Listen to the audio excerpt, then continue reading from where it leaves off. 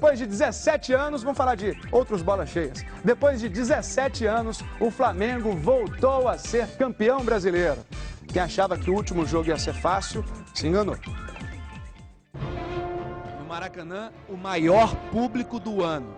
84.848 pessoas. Quase todas certas de comemorar o título do Flamengo. Quase todas não, todas. Porque os gremistas presentes também queriam a vitória do Mengão para afastar a possibilidade do título do arquirrival Internacional. Explicando, o campeonato chegou à última rodada com o Flamengo na liderança com 64 pontos. Internacional, Palmeiras e São Paulo com 62. Os três dependendo de um tropeço do Flamengo para sonhar com o título. Mas isso dependeria de uma grande atuação do Grêmio. O Grêmio ajudar o Internacional? Começa o jogo e tudo segue como todo mundo imagina. Flamengo pressionando e todos contando os segundos até o primeiro gol sair. O Grêmio entrou em campo sem 8 titulares. Aos 21 minutos do primeiro tempo, escanteio para o Grêmio. E todo mundo pensando, isso não vai dar em nada. Seria possível isso? Robertson meteu a perna na bola e botou o Grêmio na frente, 1-0. O Maracanã observou incrédulo. A torcida do Inter vibrou em Porto Alegre. A torcida do São Paulo vibrou na capital paulista. A torcida do Palmeiras vibrou no Rio de Janeiro. Nesta situação, o título era possível para os três. 1 minuto depois do gol do Grêmio, em Porto Alegre, o Internacional fez 1-0 no Santo André. Alexandro. Um gol importantíssimo. Do jeito que as coisas estavam, às 5h26 da tarde, o Internacional era o campeão brasileiro de 2009. O Flamengo, empurrado pela maior torcida do Brasil, não poderia demorar a reagir. Num lance brigado, suado, o Flamengo empatou o jogo. David, primeiro gol dele com a camisa do Flamengo. Escolheu um bom momento. 1-1 na partida. Mas isso não mudava a situação do campeonato. Com esses resultados, o Inter continuava campeão. O Flamengo tinha que fazer mais um. Tinha que virar o jogo. Mas cadê que a bola entrava? O Inter, sim, conseguiu fazer o segundo gol. Índio de cabeça. Inter 2-0 no Santo André. E o primeiro tempo terminou com o Inter com a mão na taça, ajudado por seu maior rival, o Grêmio. O segundo tempo foi o retrato da agonia. Quantas vezes o Flamengo chegou muito perto do gol. O torcedor sofreu a cada chance perdida. E essa defesa do goleiro Marcelo Groi? O sofrimento não tinha tamanho no Maracanã. Por que o Adriano conversava com o Léo tão desesperado? E então, mais uma vez, veio o escanteio. E milhões de torcedores em todo o Brasil prenderam a respiração enquanto a bola viajava. Quando todos pensavam em Pet, pensavam em Adriano, Ronaldo Angelim, outro zagueiro. O gol do título para o Flamengo, Ronaldo Angelim. Em Porto Alegre, o Internacional fez mais 2 gols. O do Juliano garantiu a goleada. O Santo André diminuiu com o Nunes de pênalti. Internacional 4, Santo André 1. Só que goleada nenhuma era suficiente para tirar o título do Flamengo.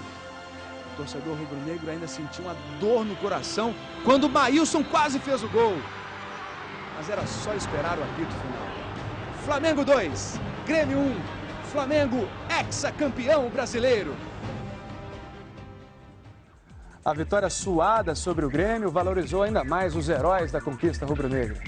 17 anos depois, o Flamengo voltou a conquistar o Campeonato Brasileiro.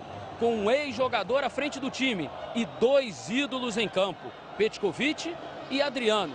O mais experiente, 37 anos, Pet, abraçado, carregado entre tantos microfones, mostrou a alegria de um iniciante.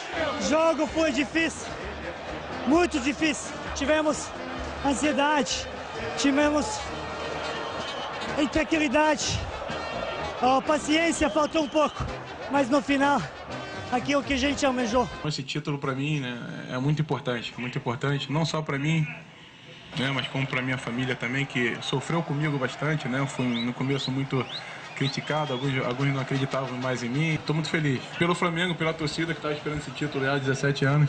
Na verdade, todos estes rubro-negros, homenageados com uma bandeira cada um, têm boas histórias para contar. A mais impressionante é a de Ronaldo Angelim. Durante o ano, por causa de uma séria lesão, quase teve que encerrar a carreira e perder uma das pernas. Hoje, 2009, valeu a pena demais para ele. Isso é um sonho, cara. Eu, como torcedor do Flamengo, e nós fomos merecedores pelo trabalho que a gente fez. E agradecer a Pet também, que encaixou uma bola muito boa ali. Eu acabei fazendo o gol, né?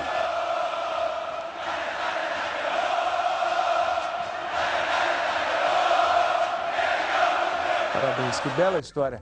Mas o hino do Flamengo não será a única canção do dia, não. No Fantástico, quem faz 3 gols pede a música.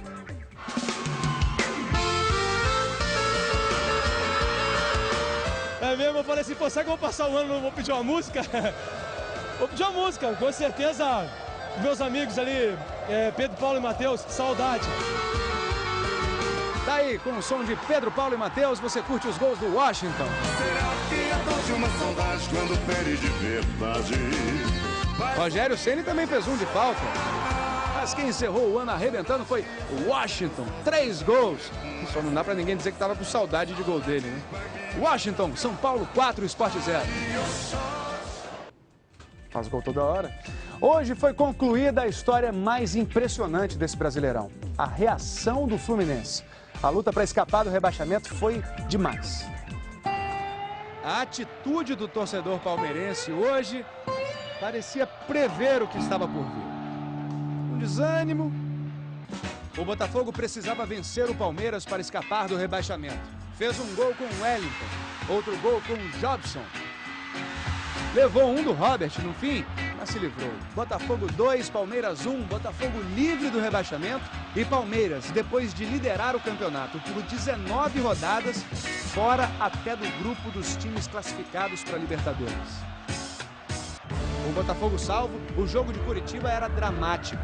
Curitiba contra Fluminense, quem perdesse seria rebaixado. O Curitiba também cairia com um empate. O Fluminense saiu na frente com o Marquinhos. O Coritiba empatou com o Pereira e o jogo foi banhado em lágrimas. Um sofrimento até o último minuto. Quantos morreram do coração quando essa bola balançou a rede pelo lado de fora? O Coritiba correndo o risco de ser rebaixado no ano de seu centenário. O Fluminense correndo o risco de botar a perder a reação mais incrível da história do Campeonato Brasileiro. O time parecia no caminho sem volta para a segunda divisão. 98% de risco de cair. Quando o Fred assumiu a missão impossível. O Fluminense embalou 6 vitórias seguidas. 11 jogos sem perder. Hoje não conseguiu vencer, mas conseguiu o suficiente para concluir a maior reação da história do Brasileirão. O Coritiba foi rebaixado. Fred, missão impossível, superou mais um adversário. E a missão que era impossível virou possível, bem possível, provável. Hoje o tricolor pode dizer: missão cumprida. Você vê que o futebol ele é tão dinâmico que um gol vale um ano. Imagina a responsabilidade que tem um atleta dentro do campo, representar 10, 12 milhões de torcedores igual o Fluminense tem. E fica aí um recado, pessoal, que impossível ele existe até você fazer. Quando você faz, ele se torna possível.